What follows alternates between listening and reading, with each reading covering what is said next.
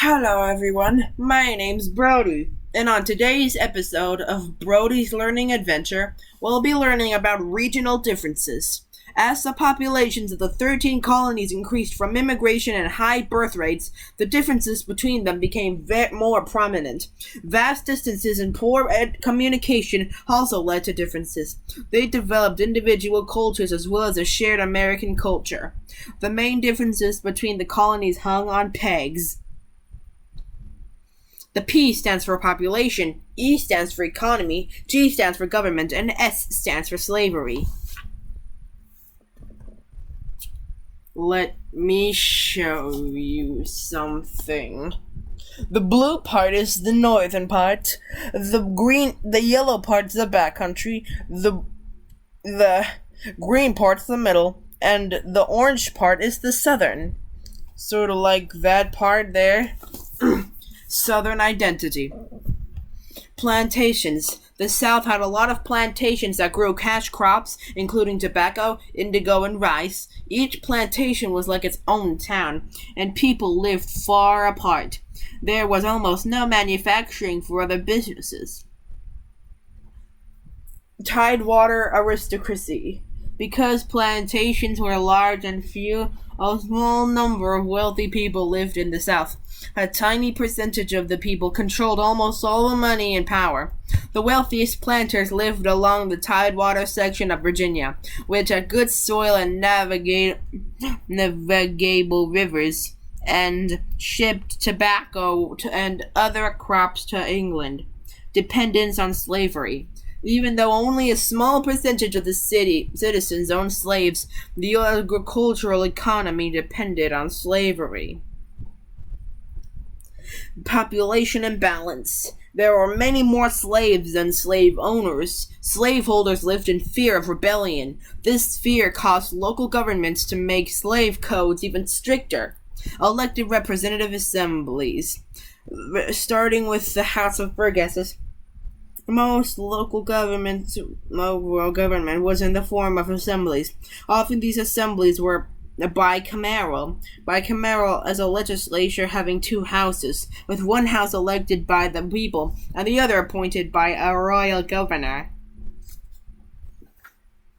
Northern identity. Town of life. Life for New Englanders revolved around the meeting house and church, which were usually the same building. The meeting house, where church-going men worked together to make laws, usually faced the town green, which was shared land that belonged to the town. New Englanders owned small farms for subsistence farming. Subsistence farming is producing just enough crops to survive, and lived close to their neighbors. Trade and industry. Unable to raise cash crops due to long winters and poor soil, New England depended on lumber, shipbuilding, fishing, fur trading, whaling, and craftsmanship. New Englanders were, on average, better off than Southerners. Limited use of slavery.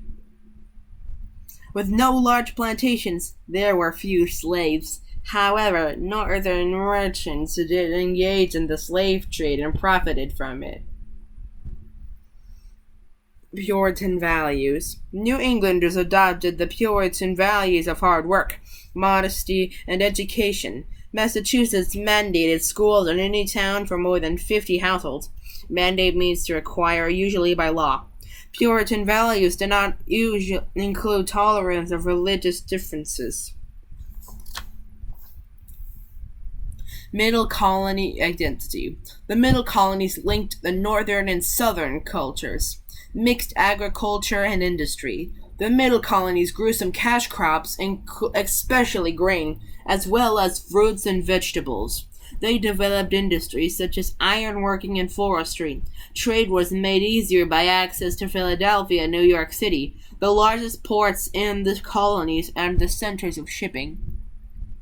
No, not the internet type of shipping. Mixed use of slavery. Slaves were forced to work both in cities and on farms. Some were able to make money when their slaveholders allowed them to work as longshoremen or shipbuilders in exchange for a portion of the slaves' wages. A rare few slaves were able to save enough to buy their freedom. Mixed populations. With large immigrant populations and a tradition of tolerance, the middle colonies were home to the most diverse populations. Mixed government.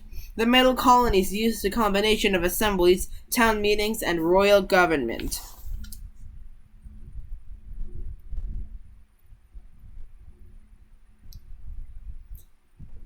England expected to profit from its colonies, so England passed the Navigation Act of 1651, because making it illegal for the colonies to sail to countries other than England.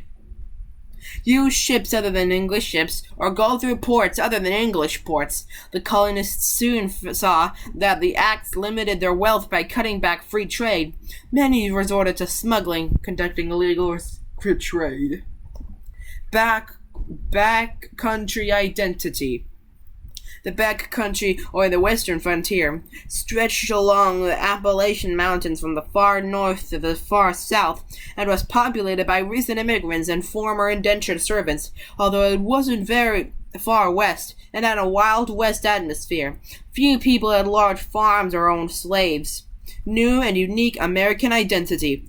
Even though regional identities became stronger, a culture was evolving with common history, from a shared English background, perception of cheap and available land, not the case in Europe, an emerging middle class from wealth and social mobility because of the lack of aristocrats and the use of slaves instead of lower class white workers, power for landowners because of the connection between land ownership and the right to vote, social mobility among white males from lack of hereditary titles or classes, tolerance mostly of religious differences due to diversity, and shared enemies from conflicts with Native Americans and French and Spanish settlers. Women mostly worked in the home, cooking, cleaning, raising children, gardening, making soap and candles, etc., or running stores or inns in cities. Farming was mainly the job of men. Boys were often sent to apprentice with a master craftsman, while girls learned their crafts at home. Apprentices to work for another in order to learn a trade.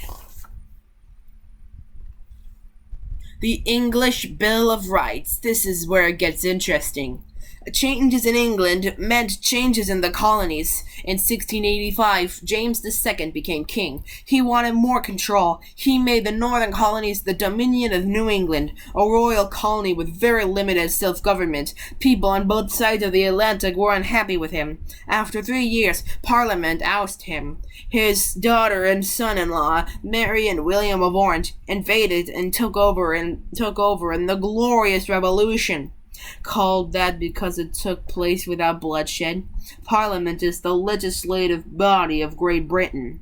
In 1689, William and Mary approved an English Bill of Rights, which limited the powers of the monarchy and asserted parliamentary power. The British government continued to make laws governing trade with the colonies, but there was little enforcement in the colonies. A hands-off approach called salutary neglect. Salutary means good and healthy. Still, colonists believed they were full citizens of England and entitled to all the same rights as someone living in England. Considered one of the most important legal documents in history, the Magna Carta in 1215 forced the king, at the time King John, to obey the laws of the land. Ever since, British citizens have been determined to limit royal power and protect their rights. The Great Awakening and the Enlightenment. The Great Awakening was a religious movement led by traveling ministers in the 1730s and 40s. Through fiery sermons to outdoor revival meetings, Americans were encouraged to seek a personal relationship with God. The most famous ministers, Jonathan Edwards of Massachusetts and George Whitefield of England. The Enlightenment was a physiological movement and empathized human reason, scientific analysis, and individualism.